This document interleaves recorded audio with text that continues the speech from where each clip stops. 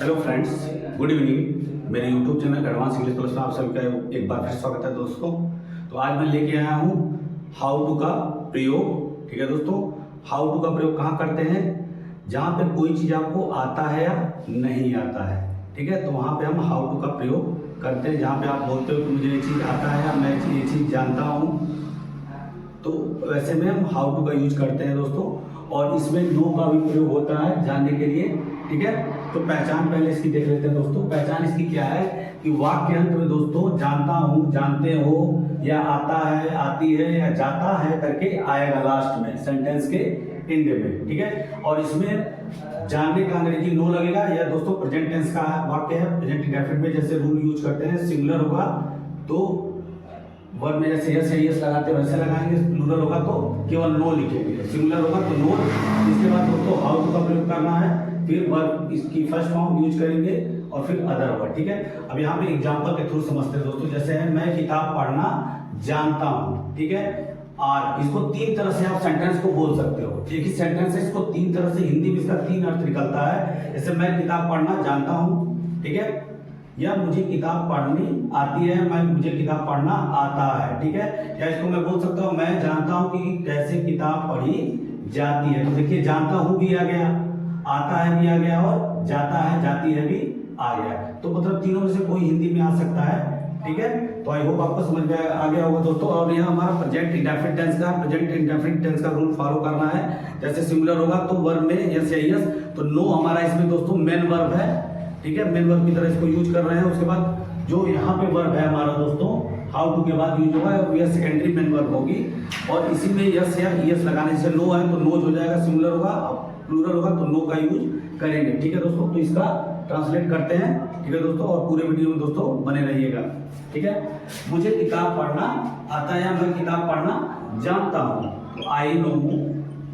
अब यहाँ पे दोस्तों सब्जेक्ट हो गया आई, इसके बाद नो का यूज करेंगे। अगर सिंगुलर होगा तो नोज हो जाएगा, ठीक है। प्लूरल है तो नो, आई नो। इसके बाद हाउ टू लगाएंगे, आई नो हाउ टू।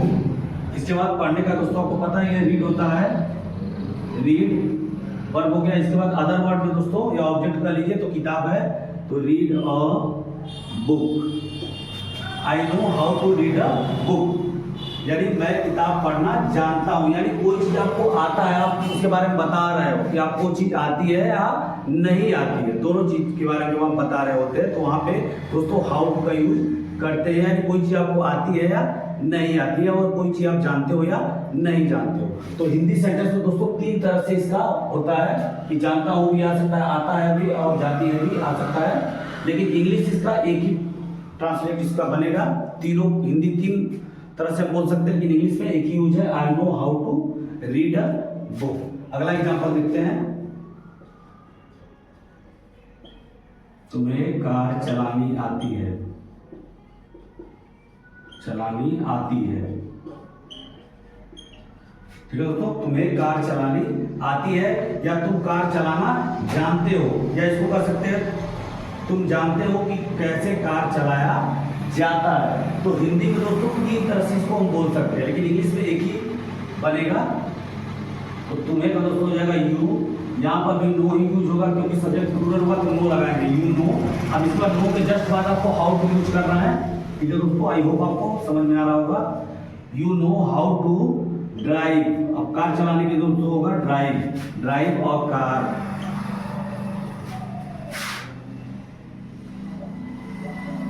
वह खाना पकाना जानती है, वह खाना पकाना जानती है, वह खाना पकाना जानती है। तो या उसे खाना पकाना आता है, या बोल सकते हो वह जानती है कि कैसे खाना पकाया जाता है। तो हिंदी में आप तीन तरह से इसको बोल सकते हो, और इंग्लिश इसका एक ही होगा, वह खाना बनाना जानती है, या उसे खाना बनाना आता है, ठीक है। तो सी, यहाँ स्त्रीलिंग है तो सी होगा। अब यहाँ पे दोस्तों नोज लग जाएगा, वर्ब में यस लग जाएगा, क्योंकि सब्जेक्ट सिंगुलर है। तो सब्जेक्ट सिंगुलर होगा तो आपको पता ही है प्रेजेंट इंडेफिनिट का रूल है कि सिंगुलर सब्जेक्ट के साथ वर्ब में यस या ईएस का प्रयोग करते हैं। तो यहाँ सिंगुलर सब्जेक्ट है तो इसमें यस लग जाएगा, सी नोज हाउ टू। इसके बाद नो या नोज के बाद जस्ट आपको हाउ टू यूज करना है। इसके बाद पकाने का दोस्तों आपको पता ही है cook, she know how to cook food.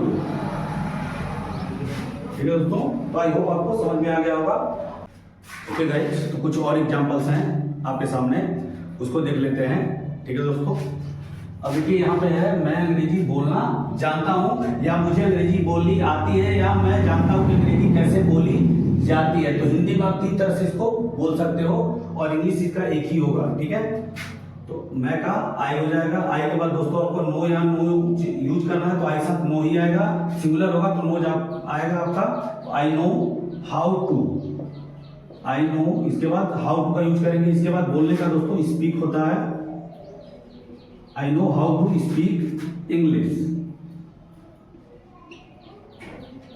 I know how to speak English. मैं अंग्रेजी बोलना जानता हूं, या मुझे अंग्रेजी बोलनी आती है, या मैं जानता हूं कि अंग्रेजी कैसे बोली जाती है। तो मतलब जानता हूं, जानते हो, आता है, आती है, जाता है, जाती है, लास्ट में आएगा।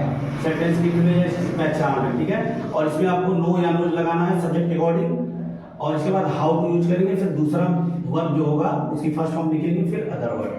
अब अगला सेंटेंस देखते हैं, उसे तैरना आता है, या वह तैरना जानता है, या वह जानता है कैसे तैरा जाता है।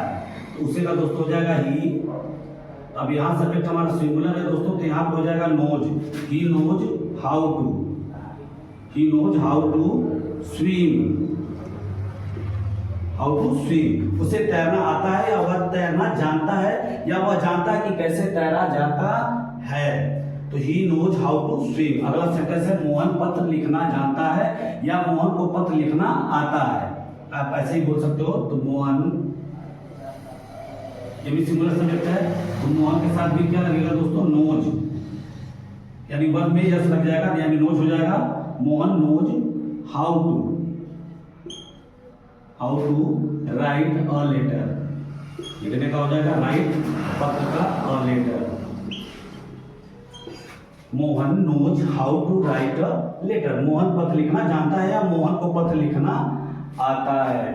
ठीक है दोस्तों, कुछ और एग्जांपल इसके निगेटिव सेंटेंस के देख लेते हैं। ठीक है दोस्तों, तो पूरे वीडियो में दोस्तों बने रहिएगा। ओके गाइज, तो निगेटिव के कुछ एग्जांपल इसके देख लेते हैं। ठीक है, ओके फ्रेंड्स, तो आपके सामने है निगेटिव सेंटेंस। अब निगेटिव सेंटेंस के एग्जांपल देख लेते हैं दोस्तों।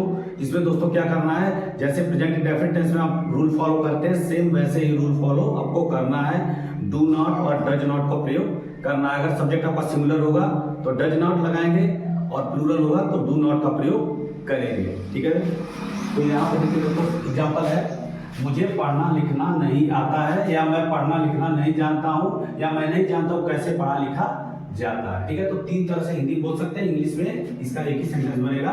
तो मुझे का दोस्तों हो जाएगा आई। अब ये निगेटिव सेंटेंस है दोस्तों, तो यहाँ पे डू नॉट या डज नॉट का प्रयोग करेंगे। अगर सब्जेक्ट हमारा प्लूरल होगा, आई होगा तो डू नॉट, सिंगुलर होगा, ही सीट होगा तो डज नॉट।